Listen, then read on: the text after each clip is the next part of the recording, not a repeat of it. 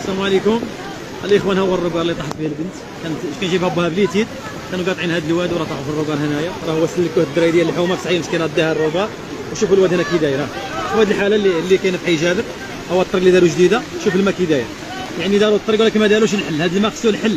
دابا الساكنه كتعاني هنا. ها هي بنت مسكينه صغيره كان جايه بليتيد، ها هو مشات الله يرحمها، ما عارفين راها كاع واش. ودابا المشكله خص شي راه جاو، ها هو جات لومبيلونس وشي لواطه ما عرفتش شكون اللي فيهم، ولكن خص شي تراكس ولا اللي هذا الماء باش ما يبقاش يمشي في الروكار، باش داك الماء ما يزيدش يدفع البنت تمشي. ما عارفين راه وصلت مسكينه. دابا ها هو الروكار هنايا والماء هو ما كاينش شي وسيله، واقفين يتفرجوا، ما كاينش شي حل. ها انت ما كيديروا حتى شي حاجه، يعني كلشي كيتفرج. والله يرحمها مسكينه والله يصبر والديها. هادشي اللي غادي نقول. المره ما كان حتى شي مادام ما كاين شي وسيله، يعني الناس كتفرج وصافي. ها هما الناس ديال الوقايه واقفين كيتفرجوا، شنو غادي يديروا مانيش عارف. راهم جاو واقفين، يعني حنا كنا واقفين. الا غادي غير توقف علاش؟ راه خص شي حل. يجيبوا التراكسات هذا الماء باش ما يبقاش يمشي تما، يريضوا يردوا بواحد الجهه اخرى يبلعوا على الماء، ما يبقاش يمشي في الواد الحار. لا حد يلقاو ديك المسكينه بعدا يجبدوا الجثه ديالها.